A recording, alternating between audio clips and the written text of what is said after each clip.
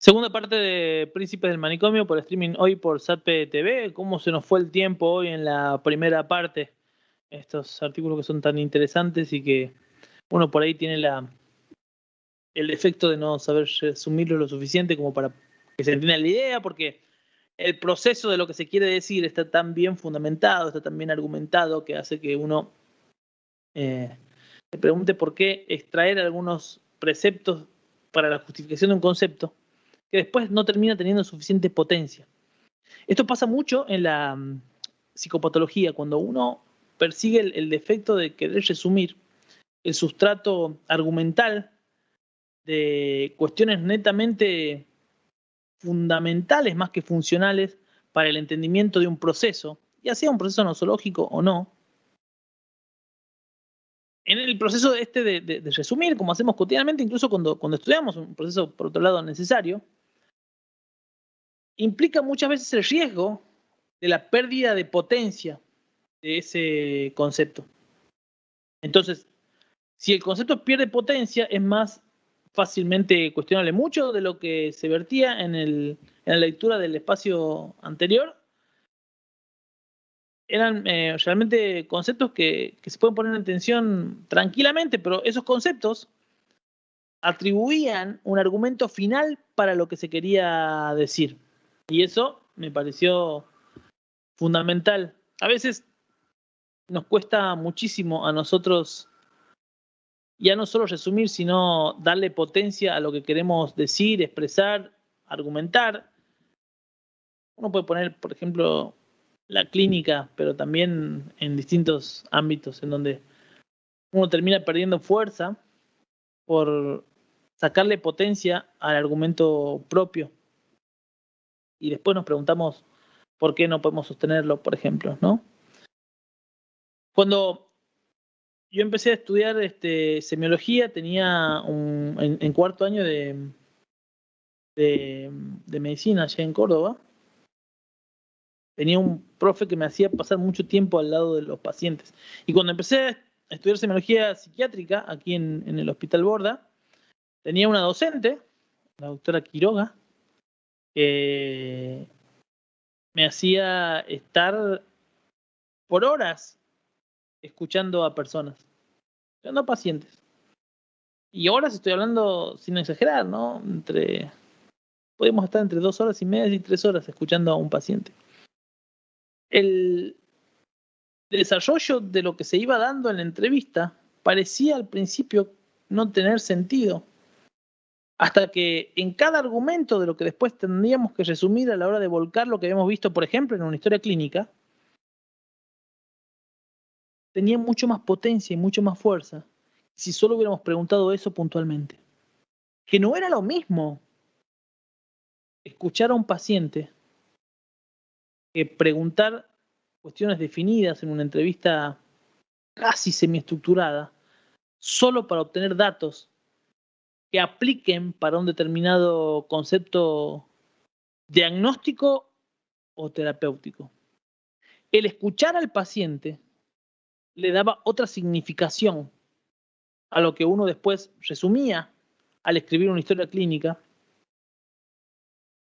y al compartir aquel escrito y ya no la entrevista propiamente dicho, se notaba mucho la diferencia entre quienes sabíamos o habían estado en la entrevista y a quienes leían las conclusiones vertidas de la misma puestas en un lenguaje técnico, en una historia clínica, para que nos podamos entender todos. La potencia del concepto y la argumentación vaya justificación de la toma de decisiones consecuente, repito, sea diagnóstica o terapéutica, tenía mucho más potencia en aquellos que estaban o hemos estado 2 horas y media, que aquellos que en 20 minutos o 30 minutos habían podido corroborar los mismos datos, pero en muchísimo menos tiempo.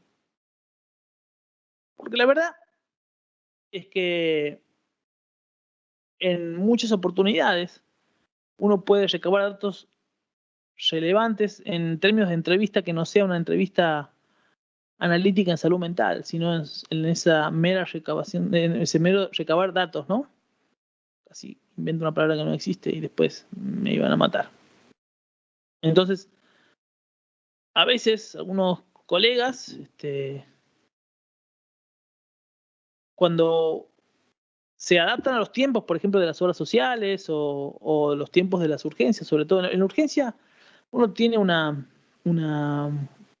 justificación en términos de temporalidad, de triage, y bueno, el que conoce la urgencia sabe que no es tan fácil, pero cuando en una obra social o en una prepaga te dicen tienes que ver 3 pacientes por hora durante 4 o 5 horas y te pagan por hora encima, ese tiempo reducido. Entonces uno protocoliza lo que va a preguntar, diferencia rápidamente lo urgente y de lo importante con un alto grado de posibilidad de equivocarse. Porque el poco tiempo hace que el riesgo aumente y a la vez con esa poca de tiempo y esa información estandarizada casi en términos de entrevista superficial implica un mayor riesgo a la hora de tomar decisiones. Pero se puede hacer y de hecho se hace cotidianamente. Es muy extraño encontrar una entrevista en salud mental de más de 1 hora. A veces es necesaria, a veces no es necesaria. A veces uno, cuando termina una entrevista, percibe, siente a priori de que ha perdido el tiempo y eso puede pasar, está dentro de las posibilidades, ¿no?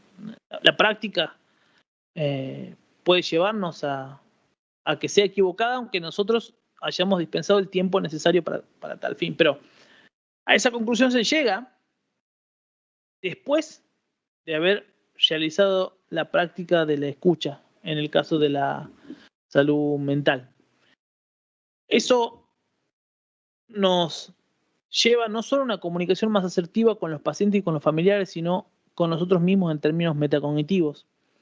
A la hora, repito, como decía al principio, de darle potencia a lo que queremos decir. Y para darle potencia a lo que queremos decir, muchas veces hay que tomarse 40 minutos para una lectura en vez de 15 o 20 minutos como hacemos siempre. Y el ejercicio de hoy era la idea.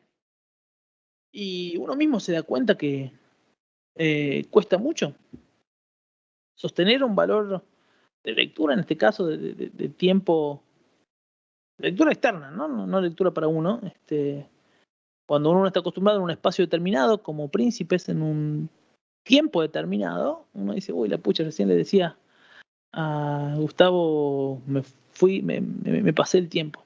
Bueno, es un poquito ese ejercicio altamente necesario para el valor analítico de la comunicación y más aún, probablemente, de la escucha. Si la escucha no es solo una escucha estructurada y dirigida a obtener datos específicos que nos hagan adornar una historia clínica que después va a terminar siendo uniformada si utilizamos las mismas palabras para describir las distintas tipologías de pacientes. Pero las palabras de semiología son más o menos las mismas. El tenor y la profundidad del contenido hacen a la asertividad, repito, ya no solo comunicacional, sino también en la toma de decisiones. El ejercicio propedéutico del aprendizaje en salud mental en general y por lo menos quiero decir en psiquiatría en particular, porque lo que conozco implica en desarrollar algo para lo cual nosotros no estamos tan entrenados antes cuando venimos de la medicina, que es a escuchar. Por muchos motivos. Nosotros cuando compartimos algunos espacios, repetimos siempre en las disertaciones en donde a nosotros los médicos puntualmente nos entrenan para detectar, diagnosticar y tratar patologías. Es decir, después de los años básicos, los primeros en general, nosotros empezamos a funcionar con una lógica hacia la patología. Lógica que no podemos emplear en la salud mental, porque termina resultando insuficiente. Si no, seríamos meros técnicos, descubridores y analíticos de signos y síntomas que nos van a dar una fórmula que implique un diagnóstico y en base a ese diagnóstico, con las características de la singularidad del sujeto, un tratamiento. Y estoy seguro, a esta altura del partido, de que la salud mental es mucho más que esto, muchísimo más que esto. Sobre todo a la hora de ser asertivo en aquella propuesta en términos de toma de decisiones para un sujeto que está al frente nuestro porque supuestamente necesita de nuestra práctica. Escuchar probablemente sea el ejercicio profesional más difícil que tengamos. Por eso es que muchas veces terminamos después de largas jornadas agotados, sabiendo que el valor analítico de lo que hagamos es también una segunda instancia y que la devolución a un sujeto no necesariamente es lo más importante. Sobre todo si no estamos en una urgencia y una emergencia. Claro, la persona viene para esto. Y si nos pregunta, tenemos que contestarle, aunque sea lo que hemos estado haciendo, escuchando y analizando. Se lo merece y corresponde. Ese trabajo es del sujeto, no es nuestro. Una vez que nosotros lo hacemos con el sujeto, eso es un empoderamiento bidireccional en la relación médico-paciente, en donde horizontalmente el paciente tiene derecho a conocer el proceso. La técnica semiológica es maravillosa desde ese lugar. Cuando nosotros tenemos tiempo para poder desarrollarla claramente. Hoy en el artículo del principio decíamos el valor más preciado, el tiempo. ¿Cuánto tiempo nos falta en todo? ¿Cuánto tiempo nos falta para todo? ¿Cuán cansados terminamos una jornada? ¿Cuánto tiempo dedicamos a nuestras familias? ¿Cuánto tiempo dedicamos a la lectura? ¿Cuánto tiempo dedicamos al ocio? ¿Cuánto tiempo nos dedicamos a nosotros mismos y a nuestro cuidado personal? Sociedades cada vez más catastróficas en términos de tiempo, que nos llevan a la necesidad artificial de tener que hacer todo porque si no, no nos sentimos realizados. Eso forma parte de un nivel de vulnerabilidad tremendo a nivel de salud mental. Todo aquello tenemos que hacer para ser buenas personas, buenos padres, buenos trabajadores, buenos hijos, buenos amigos. Tenemos que dedicar tiempo a los amigos, al cuidado personal, a la familia, al ocio, al trabajo y a todo aquello que nos exige estándares tecnológicos industrializados en términos revolucionarios. Bien, todo eso de lo cual pudimos compartir hoy implican estándares de vulnerabilidad. En tanto y en cuanto el factor tiempo no sea considerado, en términos hasta me animo a decir, para utilizar términos médicos de triage, y dedicar tiempo a lo que necesito, a necesidades reales, en términos ideoafectivos y no solo intelectuales, cognitivos, ni mucho menos materiales. Esta no es una idea de este espacio, ¿eh? Hay muchas personas en el mundo en donde ustedes van a escuchar que el valor más preciado es el tiempo, ya no la acumulación de riquezas o de bienes materiales, sino la utilización subjetivamente productiva, no productiva en términos de capital, subjetivamente productiva del tiempo. Aquello que nos haga bien, dedicarle más tiempo a aquello que nos hace bien y no a aquello que es sí o sí una obligación para nosotros. De no ser así, repito, los estándares de vulneración son mucho mayores a los que los percibimos desde el centro del campo de la conciencia.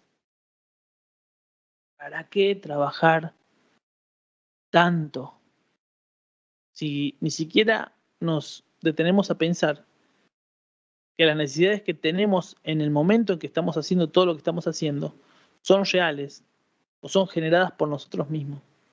Uno va haciendo y haciendo y haciendo y se va generando nuevas necesidades sin que esto sea absolutamente necesario. ¿Cuántas de esas necesidades no son autogeneradas antes que básicas? Claro, en esa carrera se pierden las necesidades básicas. Y se pierde la necesidad básica de construir con el otro. Claro, como en toda esa vorágine, con todo lo que acabamos de describir, vamos a tener tiempo de pensar en el otro. Probablemente esa sea la instancia más importante de todas.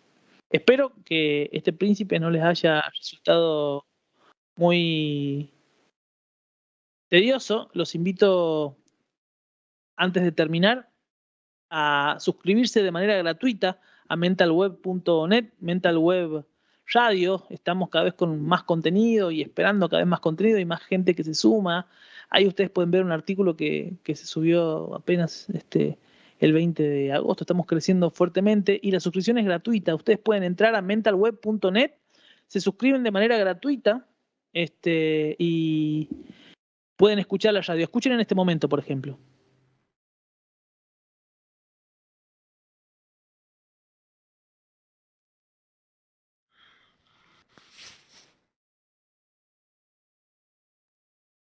De Infofarmacia.com por el doctor López Tricas. Van a ver anécdotas, medicina y anécdotas del doctor Roberto G. Marnisi. Van a ver